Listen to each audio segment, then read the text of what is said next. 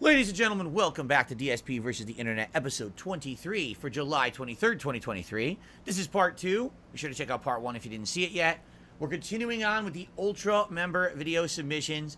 This gentleman seems kind of familiar. I'm not exactly sure who this is, but this does look like a familiar person. It looks like this possibly could have some relation to me. Let's check this video out. What's up, everyone? It's DSP here, and I'm going to do something a little different today, a little bit out of the box. I know that usually what I do Look at this absolutely beautiful high-definition video that I used to put out on the internet. I'm actually curious. This is from, if you're wondering when this is from March 31st, 2010. This is from 13 and a half years ago. And yes, this used to be the actual quality of video I used to put out, because I used to do everything with a camera, right? A digital camera. And I'm not aware if this is my old digital camera or camcorder, but man, look at that beautiful HD. All right. just regular game playthroughs. Every here and there I do maybe a review. But what I'd like to do today is, because there's no real new games out right now, it's some downtime during this year, which I kind of expected after the first quarter. What I want to do is talk about something that a lot of people have asked me about. My old crew cut, by the way. This is my old. Oh, you see what I was saying? I had a widow's peak. You can kind of see it there. You can actually kind of see that I had a widow's peak back then. See that? When my hair used to be short. Now you can't tell anymore because my hairline receded. But definitely you can see there I had a little bit of a widow's peak. Although admittedly, take a look at my hair. This is 13 and a half years ago. Same problem right here with where I used to have a part when I was a kid. Same receding hairline there. I mean, it hasn't really changed. I've always had less hair on the right side of my head because of the part. But anyway, let's continue. People ask me, Phil, you know, we see you play all kinds of games. Shooters, fighting games, adventure games, role-playing games, action games. But what about sports games? We've never seen you tackle a sports game, really, and we wonder, did you even play them? Well, the answer is yes. You can actually also see how early in my career this was, because, as you can see, there's no decoration whatsoever at all on any of the walls. There's no pictures, no statues. This is probably very early on. I think I moved into this place like mid-2009. This is early 2010, so not even a year of like being like a major YouTuber or anything yet. I do play sports games. I have played them in the past. Back in the 90s when sports games were very popular, there were a lot of games that I played. I believe the NFL 2K, which I believe it was the first one that was on the Dreamcast. I played the hell out of that game. I loved it. I did play the Madden series, which obviously is very popular today. And so, yeah, the answer is yes, I do play sports games, but these days I really don't play them that much because I find that these newer iterations of the games are just a lot of repetition and too talkative. Like, I should have just got right into it. Instead, here I am doing like an insanely long intro, right? Like too long-winded. I should have abridged this to be more fun. Stuff over and over. You know, not a lot of improvements from year to year when the new games come out. However, there is a game that it was a pioneer when it came out. I mean, it's pretty much considered the best basketball game of all time, hands down. Yes. You're going to be very hard-pressed to find anyone who would dispute that fact with you. True. And basically, the game, when it came out, it blew everything else away. Everyone was playing it. Everyone was talking about it. It was amazingly popular. I mean, if you went to school, you went to work, it was the most popular thing at the time. Yes. It featured, real NBA players. The graphics were great. It was the coolest thing. A lot of cool things. And so, obviously, if you're in the know, you know what game I'm talking about. So today we're going to do a little bit of talking about the 1999 Street Fighter East Coast Championships 4, 8 on the break, Dunedin, New Jersey, May 29th through 30th. I'm pretty sure I was there, or that was right before I was there, and I went the next year. Street Fighter Alpha 2, Alpha 3, Street Fighter 3 Second Impact. No, you know what? I wasn't there, because that was before Third Strike came out. And the one that I went to, so I think I went to 2000. I think I went to ECC 5, and that's the shirt from ECC 4. I think they gave that out if you attended ECC 5. That was like a free shirt if you registered or something, right? Interesting. I don't have that shirt anymore. I don't know what happened to it.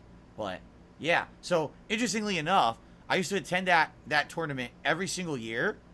And then I ran it later on. Like in the year, I think it was like 2006, 2007. I ran the tournament myself after being an attendee for so many years. But anyway, that's kind of interesting. the game Scottie Pippen Slam City. There it is. For the Sega 32X and Sega CD. Actually came out first for the Sega CD, then for the 32X. Now, first of all, just looking at this box art, how could you not know the epicness that's contained within? I mean, you've got 3 obvious paid actors who've never played basketball before in their entire lives, giving their craziest looking faces all next to each other, which is kind of weird because it looks like they've been cut out like one of those ransom letters where they cut all the letters and they tape the or glue the letters onto the letter. That's kind of like what this box art kind of looks like. Here's a picture of the man, Scottie Pippen, who, yes, he actually is in the game. So that was, you know, as you know, any game that has some kind of an endorsement or interaction so with a blurry real sports player, it can't be bad. It has to be great. I mean, we know there's never It's been supposed to be 720p, but man, it looks like, doesn't it look like 480p, the video? It's seriously, you know, the quality is like shit. I wonder what happened. Game with sponsorship from a sports player before. So this game, as you know, before you even start, is going to be gold. Just the design of it, I mean, you have these crazy looking orange and red fire kind of colors on the side, and obviously when you see that, you know that there's just going to be exploding with fun once you open the box. Right here, this is pretty cool. Now, what I want to mention here is this is not the regular version. They first came out on the Sega CD, and then it was released later on for the Sega 32X. So what this is the special edition where you can play it on the Sega CD You think and so? 30. Darziak says he thinks that the camera's focus is off. Yeah, I don't think there's no autofocus. You can notice it's not autofocusing. So it must be have a set focus and it's not focused on me. Can we fast forward to the actual game? Here we no. Where is it? Where's the game? Here. Oh, I'm unboxing. Do I ever play the game? Oh, I don't play the game in this video? Oh. I don't actually play the game in the video. So this is just the intro. The actual gameplay is coming later. Fast forward a little bit. Camcorder. And what that means is we can just live here grab this guy and we can jump over and actually take a look at the inside of the game. So that's why it's blurry, because I want to use the camcorder so I could do this, so I could walk over and unbox the game live. That's why. And here we go. So this is the game, Slam City, and as you can see, that was the box art. Now what we want to do is open it up and see what's inside. Well, first of all, the instruction book immediately falls over, blocking the entire game. And that was by design, because what they really wanted you to do was have a slow reveal when you open the box. They didn't want you to just rush straight into that amazing, epic content. They wanted it to just be drawn out slowly. They didn't want you to have a heart attack as soon as you open the box, because so much greatness was in your face. That's great. Once. So here's the instruction booklet, and as you can see... By the way, just so you know, videos like this that I used to do, 100% improv. I didn't plan this. I didn't do it early. This is just a one-take shot. Literally, you saw it's one take. I didn't ever... This is all one take. They used to call me one-take Phil. I would do everything improv, complete, no pre-written dialogue or anything like that. It was all done on the fly. So, there you go. Pretty good. Actually, the cover of the game, they didn't want to go too much further. They didn't want to offer you too much right at the beginning of the game. And as you see, the inside, completely black and white, devoid of color and life. But everyone knows no one reads the fucking instruction book anyway, so we'll just throw that aside. Now, the cool thing about this game is that it's actually on 4 CDs, as you'll see. Let me spread them out here. 1, 2... Oh, the focus is getting worse. I apologize. It does look a little bit blurry right now because my camera's not focusing. But that's okay. Here we go. So we have 4 CDs, okay? And each CD constitutes a different player in the game. Like we said, there were 4 characters. Well, each one is a different character. Now, some people might say, man, a game with 4 CDs, that's a pain in the ass because then you have to constantly be swapping between the CDs in order to play the game. It would be nice if they could have fit it all on one CD. Well, the truth is, those people don't know anything about anything. They're fucking morons. Because what this really means is that there's 4 times the content of any other game at the time. I mean, would you rather buy a game that's only 1 CD? Why would you do that when you can get a game that's on 4 CDs? That's like literally 4 times the gaming. So, obviously, this was an amazing game at the time. It was just the hands-down choice for the game that you would get if you wanted to play a basketball game. So, anyway, what I'm going to do, let's get these together and let's run into the room. And you might be wondering what I mean when I say run into the room. You're like, well, Phil, you usually play your games in your living room on your big TV. Well, the truth is that this kind of a game was designed to be played on a standard definition TV. So what we're going to do is we're going to grab this sucker and we're going to walk over into my other room here where I have an old classic style TV set up here. As you can see, it is a Oh my classic God! style. Look, it's my old TV.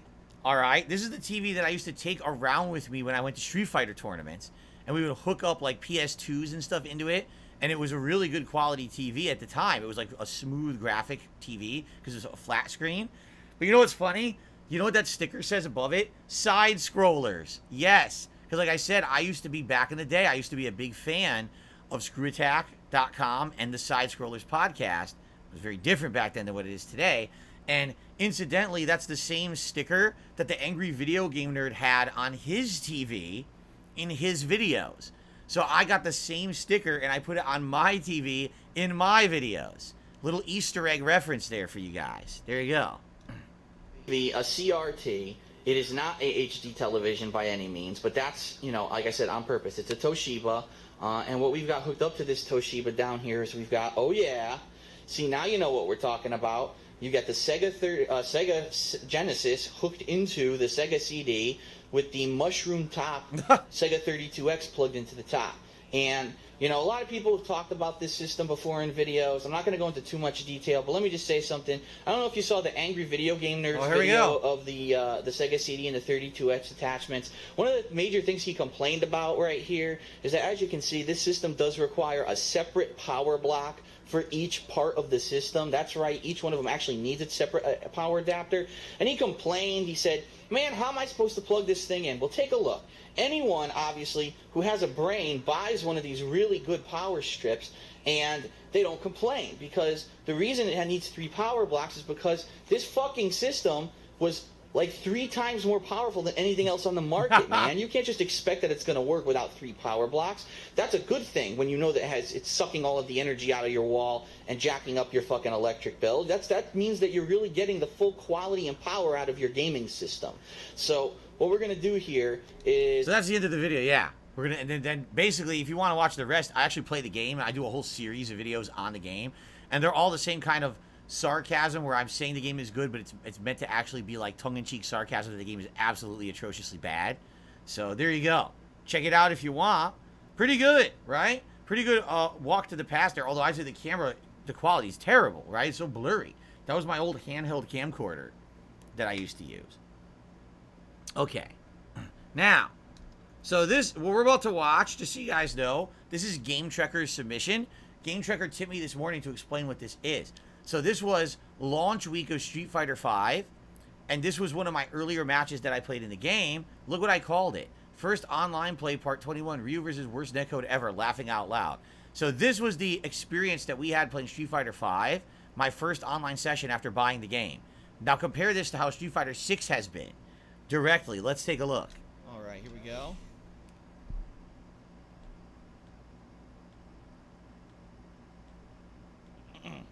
Okay. So this would have been, let's see when this was, because when was the launch of Street Fighter V? Oops. Oh, shit, what did I just do? I don't know what the fuck I just did. I didn't mean to do that. Okay, we're all right. I just got to bring this back up. Okay. I clicked the wrong thing. I want to see the date this is from. This is from February 17th, 2016. 7.5 years ago, the launch of Street Fighter V. What a fucking joke this was. Okay.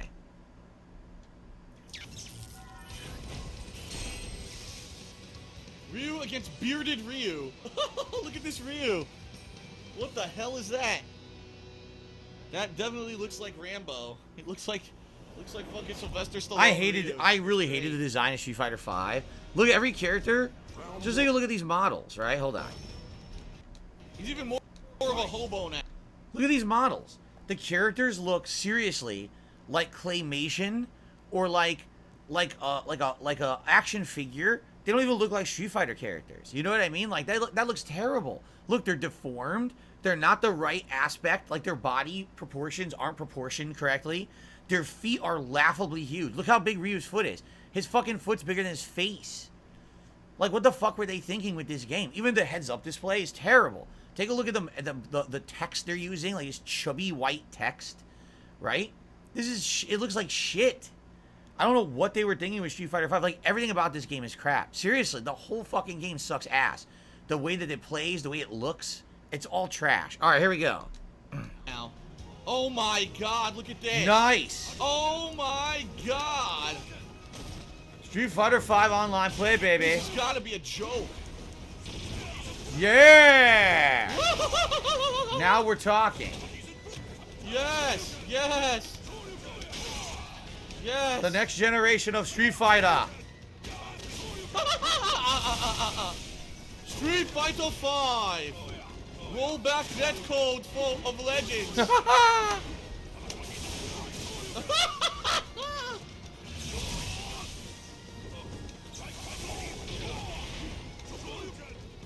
Oh my god.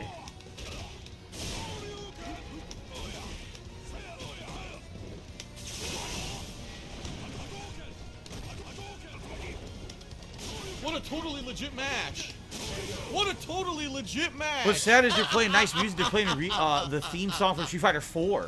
Why in Street Fighter 5 are they playing the theme song for Street Fighter 4? Doesn't even make sense, but that's what it's playing right now. Ah! I can't do anything. Oh my god. What the fuck is happening? This is amazing. This is great.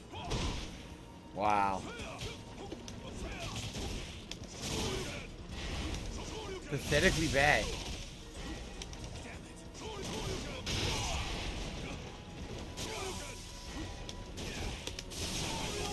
Just look, seriously, just look at the fucking background.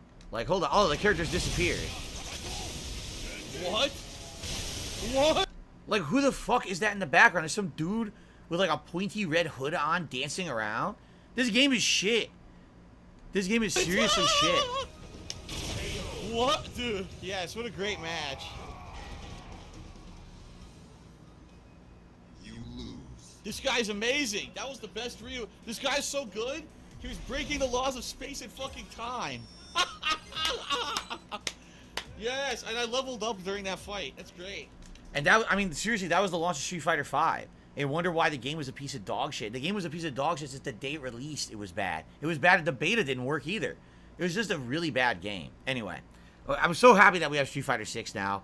I really feel like Capcom in the last like 5 years has done a crazy redemption run by bringing back classic Resident Evil style with Resident Evil 7 and 8, remakes of Resident Evil games that are incredibly good, bringing back Street Fighter to prominence with Street Fighter 6. Like, finally, we went from Capcom being at the bottom tier rung of a fucking ladder of game developers back up to prominence again. So they've done a good job. Thank goodness. What is this? It's 7 a.m. in Yakutsk, the coldest city on Earth. Really? It's the coldest city on Earth? Lionel is 11 years old and a student at a local primary school. It's Monday morning and he's getting ready for another day of school. Today is a bit warmer than usual, warmer, around good. minus 47 degrees Celsius. Oh, nice. Going to school in ice-cold temperatures is normal for the children in Yakutsk. Holy shit, why would you live here?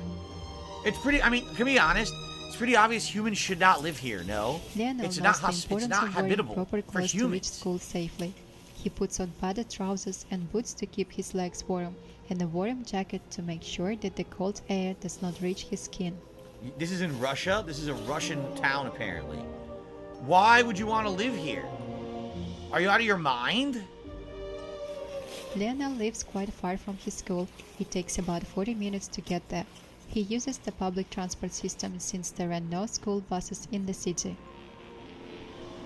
Look at us walking in this shit. Seriously.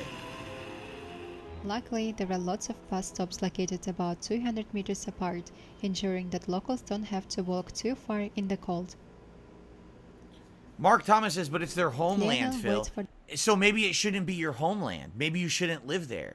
It's like saying, well, I don't understand. I lived on the edge of a volcano and then it erupted and killed everyone. Well, why did you live on the fucking volcano?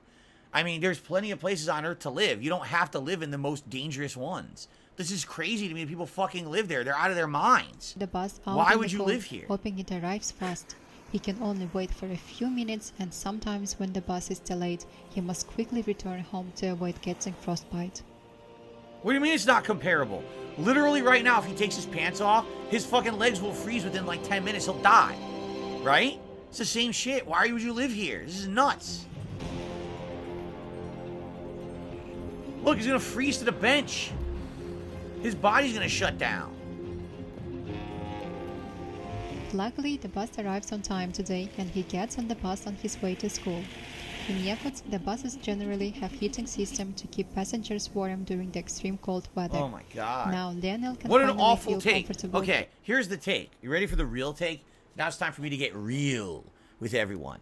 Humans have a weird way of believing that they're more important than everything else on this planet and that they own everything and that everything should be completely controllable on Earth. That's not reality. That's why when we have natural disasters and shit, it's a smack of reality to humans' faces. Like, oh God, we couldn't control the hurricane. We couldn't control this or that. No, humans cannot control everything on planet Earth as much as they like to believe it. If you have areas of the planet that are dangerous, don't fucking live there. It's not your property to just do with as you want because you're a human. You don't own Earth. Understand that there's places on Earth where people are not meant to be, right? Just stop with the bullshit. Why are you living in a place that's negative 53 degrees and if you accidentally take your shirt off, you die within 5 minutes?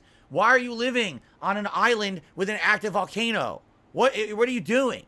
You can go somewhere else, really. It's wild to me that humans just think they deserve to control everything on Earth. No, when these things happen, it's a warning. Earth is an uncontrollable force of nature. And nature cannot be fully controlled by humans no matter how hard we want to believe that or try.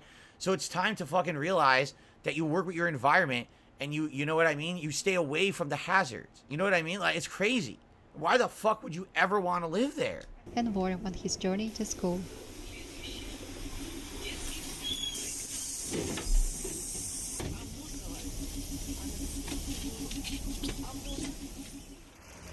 Lionel has classes from 8 a.m. to 1 p.m. 6 days a week from Monday to Sunday. In Yakutsk, the school year runs from September to June like in many other parts of the world. Typical. However, when temperatures drop below minus 50 degrees Celsius, all the schools will close to help keep the students safe. But when the temperature drops to minus 49 degrees or minus 47 like today, students still need to go to school. I wonder if this is considered the cold season and it looks like this only at certain times of the year, or if it's like this all year round, right?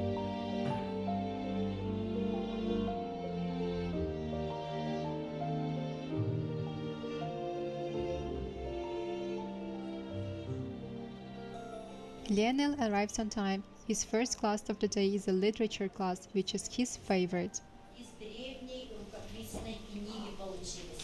At school, they learn 3 languages, Yakut, Russian and English. The Yakut language, also known as Saha, is a Turkic language and is a native language of Yakut people. Next year, Lionel will move on to middle school. In Yakutia, primary school lasts for 4 years and students study a total of 11 years before going to university. Gaining admissions to university can be very competitive, so students in Yakutia begin preparing for the crucial Unified State exam as early as middle school. Now we are talking about applying to university, and would like to share some very special, and that's its global admissions. All right, this is getting kind of. I'm gonna be honest, it's getting kind of boring now. Is there anything else? I care about the climate. I don't really care about their fucking school system. You know, this is all about their school system now. Oh, here we go. They're going outside again. Oh God, let's fast forward to here. Your dinner. Oh my God, they don't even need to refrigerate the fish. They just bring them outside. They're already frozen. As the outdoor temperatures are even colder than those in the freezer. Oh my God. This market is very popular, and it does not matter how cold it gets, it's always open. Local people rely heavily on meat, fish and dairy during the harsh winters. Fall meat is particularly popular and very nutritious. As a lean it's and all low-fat fucking fully option, frozen. it has been an essential part of Yakutian cuisine for centuries. That's just insane. It can be very hard to get and grow fresh vegetables here because the ground is too cold for it to grow. The price of fresh fruits and vegetables is very expensive, making them more of a luxury item. So, you know, of course, you're going to get someone who's going to be like, here he is, Francisco. Saying people should just move is an incredibly privileged take. You have no idea or knowledge about their economic or social situation. I'm not screaming at the child. I'm not screaming at the family. I'm screaming at humanity. Why did these humans ever choose to live there to begin with? Now you may be in a social economic situation where you can't move and you're stuck there. You have to live there. Why were they ever there? At one point, humans were living in areas of the planet that were hospitable to humans. You understand? Habitable, hospitable, whatever you want. I forget the word. It's like habitable, right? At one point, humans actively chose to move from where they were to somewhere that was risky or very dangerous. Like here. Why? Why would you do that? Don't do that. You know? So, there you go. And it's hilarious, of course, idiotic people, of course, in my chat as well. What about Mount St. Helens, where near you live? You mean the dormant volcano? It's dormant. It only, even if it erupts, it's only going to hurt people who are right next to it. Right? The most it'll do is spew soot around. It actually erupted in the 80s. My aunt lived here. She survived because only people near the volcano got hurt. But it's a dormant volcano. Even if it erupts a little bit, it's not going to kill everyone around here. What are you talking? I don't live on the volcano, genius. People are so stupid. I swear to God, people are so stupid. All right? These people are so dumb, the things they say. Oh, if I go outside right now for 5 minutes, will my body turn into a popsicle and will my limbs fall off? That's dangerous. The very slim chance that a dormant volcano that's near where I live could go off and possibly cause an inconvenience is a little different than people dying instantly going outside, right? I mean, but again, to you people who say dumb shit like that, I mean, you probably think, you know, forget it. I mean, it's not even worth it. It's not even worth it to entertain the stupidity from some people. They're just that dumb. All right, let's go to the next video. Yeah.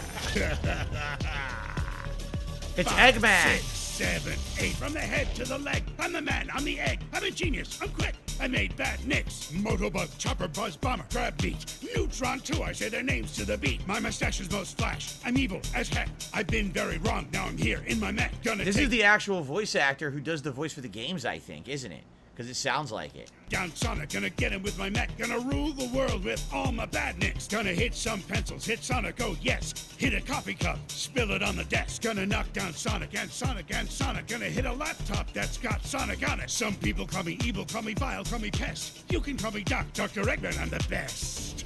This is good. For applause. I've interrupted this broadcast for 3 very important reasons. Firstly, to rap about all my mechs and badniks.